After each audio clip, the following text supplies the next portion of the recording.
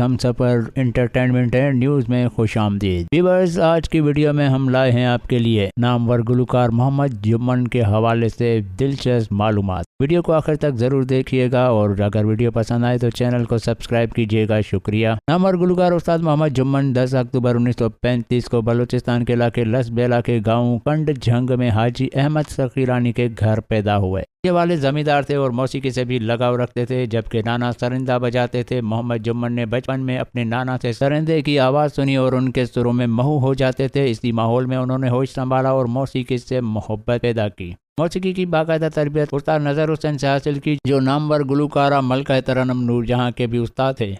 14 اگست 1948 میں کراچی میں radio station قائم ہوا، جہاں ریڈیو کراچی کے سربراہ ذوالفقار علی بخاری زیڈ بخاری تھے۔ کچھ ماہ بعد بخاری صاحب نے لوگ گانے والوں کی ایک ٹیم کو کلپٹن میں سنا، جن میں استاد محمد جمن بھی شامل تھے۔ محمد جمن کی بانسری کی آواز نے ان کا دل جیتا اور پھر بخاری صاحب نے انہیں ریڈیو اسٹیشن پر مدعو کیا۔ محمد جمن نے اپنے آڈیشن میں کوہیاری راگ کی دھن پر پرفارم کیا، جو ان کا آڈیشن اور ٹیسٹ ثابت ہوا۔ اس کے بعد محمد جمن ریڈیو کے اسٹاف آرٹسٹ بن گئے۔ انہوں نے 1949 میں محمد ابراہیم کچھی کے ساتھ مل کر ریڈیو پاکستان کراچی سے گایا۔ 17 اگست 1955 کو انہیں ریڈیو پاکستان حیدرآباد میں موسیقار کی حیثیت سے بھیجا گیا، جو اس وقت ہوم اسٹیڈ ہال میں قائم کیا گیا تھا۔ وہاں استاد محمد جمن کا کمپوز کردہ کلام یار ڈاڈی عشق آتش لائی ہے، جو انہوں نے خود گایا۔ پاکستان کے کسی دوسرے فنکار لیے اس کلام کو اس انداز میں گانا ناممکن تھا۔ 1957 کے قریب پروڈیوسر علی محمد شاگلا، جو پہلے سندھی پروڈیوسر تھے، نے استاد محمد جمن کے تلفظ کے بگاڑ پر مشورہ دیا کہ تلفظ کی بہتری کے لیے وہ کچھ لکھیں پڑھیں،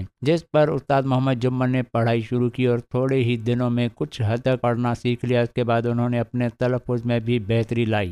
اپنی پڑھائی کے حوالے سے ایک انٹرویو میں یہ دلچسپ بات بتاتے ہوئے استاد محمد جمن نے کہا تھا کہ جب انہیں علی محمد شاگلا نے ریڈیو پر کام کرنے سے انکار کر دیا اور انہیں ہدایت کی کہ وہ تلفظ کی بہتری کے لیے کچھ پڑھیں لکھیں، تو انہوں نے تعلیم حاصل کرنے کا سوچا اور انہوں نے یہ دلچسپ بات بتائی کہ وہ دوسری جماعت کے شاگرد کے پاس پہلی جماعت کا سبق پڑھنے لگے۔ استاد محمد جمن نے 1 سے 1.5 ماہ تک پڑھائی کی اور اس پڑھائی کے دوران انہوں نے اتنے لگن سے محنت کی کہ وہ باقاعدہ طور پر لکھنا پڑھنا سیکھ چکے تھے۔ 1.5 ماہ بعد دوبارہ جب وہ ریڈیو اسٹیشن کراچی پہنچے اور استاد علی محمد شاگلا کے پاس جا کر ان سے کہا کہ سر آپ مجھے کچھ لکھ دیں، اور انہوں نے لطیف بھٹائی کا گیت لکھ کر دیا انہیں، تو وہ استاد محمد جمن نے بالکل درست تلفظ کے ساتھ پڑھا تھا، جس پر انہیں کافی ساری داد دی تھی استاد علی محمد شاگلا نے، اور ان کی محنت اور لگن کی بے حد تعریف کی تھی۔ استاد محمد جمن حیدرآباد کے بعد کراچی ریڈیو پر واپس آئے اور آخری دم تک اس ریڈیو سے وابستہ رہے۔ انہیں نیم کا درخت بہت پسند تھا۔ کراچی میں ان کے باہر ایک نیم کا درخت تھا، جس کی ٹھنڈی چھاؤں میں وہ ریاض کرتے تھے اور مہمانوں سے گپ شپ بھی کرتے تھے۔ انہوں نے شاہ صاحب کے کلام کو بہت خوبصورتی سے گایا اور اس کے اثرات لوگوں کی زبان پر بھی دیکھے گئے۔ ان کا سب سے مشہور گانا شاہ عبداللطیف بھٹائی کا منجو ملک ملیر کوٹن میں آؤں کیے گزاریاں تھا، جس کی دھن مشہور موسیقار دیبو بھٹاچاریہ نے ترتیب دی تھی۔ اس گانے کی مقبولیت اتنی بڑی کہ محفل میں استاد محمد جمن سے اس کی فرمائش کی جاتی تھی۔ اس کے بعد اس کا دوسرا مشہور گانا بلے شاہ کا انت بہردی کل نکائی رنگی رنگ بنایا۔ استاد محمد جمن نے 2 فلموں کے لیے بھی گانا گایا، ایک سندھی فلم تنجوں گالیوں سجن میں، جس میں مشہور بینجے نواز بلاول بیلجیم کی موسیقی تھی، اور ایک اردو فلم کالو میں، جس میں انہوں نے شاہ عبداللطیف بھٹائی کا کلام آؤں جہائی ذات پان سنجانے سپری۔ استاد محمد جمن نے سندھی، اردو اور سرائکی کلام کو بہت خوبصورتی سے گایا۔ ان کی تخلیق کردہ دھنیں بہت مقبول ہوئیں اور کئی دوسرے فنکاروں نے بھی اسی انداز میں گانے گائے۔ استاد محمد جمن نے پی ٹی وی پر مرزا کلیچ بے کا کلام کر دھیان مٹھا جانی ہی دنیا پانیاں ریکارڈ کرایا تھا۔ استاد محمد جمن کے گانے کے انداز کی وجہ سے ملکہ ترنم نور جہاں، ملکہ پکھراج اور بر صغیر کے دیگر فنکار ان کی بے حد عزت اور احترام کرتے تھے۔ استاد محمد جمن نے جی جی زرینہ بلوچ، زیب النساء، علی محمد خاص کلی، جمیلہ ناز، شفیع محمد سمیت بہت سے شاگردوں کو تربیت دی۔ استاد محمد جمن نے حیدرآباد میں رہتے ہوئے سندھ کے مختلف صوفی بزرگوں کے کلام کو اردو ترجمے کے ساتھ ریکارڈ کرایا۔ ان کی آواز اور موسیقی نے سندھ کے کلام کو ایک نیا رنگ دیا۔ استاد محمد جمن نے پاکستان کے علاوہ ہندوستان، بنگلہ دیش، ایران، انڈونیشیا، چین اور افغانستان میں بھی اپنے فن کا مظاہرہ کیا۔ 1980 میں انہیں صدارتی ایوارڈ سے نوازا گیا اور اس کے علاوہ انہوں نے 2 بار لطیف award, Sachal Sarmast award, Qalandar Lal Shahbaz award, مصری شاہ ایوارڈ سمیت کئی دیگر سرکاری اور غیر سرکاری ایوارڈز بھی حاصل کیے۔ استاد محمد جمن نے اپنی زندگی کے آخری دنوں میں بھی ریڈیو پاکستان کے ساتھ وابستگی جاری رکھی۔ وہ 24 جنوری 1990 کو اس دنیا سے رخصت ہو گئے، تاہم وہ مداحوں کی دلوں میں اپنی گائیکی کے فن کے ذریعے آج بھی زندہ ہیں۔ دعا ہے کہ اللہ پاک مرحوم کو جنت الفردوس میں اعلیٰ مقام نصیب عطا فرمائے، آمین۔ ویورز، آپ سے گزارش ہے کہ مزید اس طرح کی ویڈیوز دیکھنے کے لیے ہمارے چینل کو سبسکرائب ضرور کیجیے گا۔ شکریہ۔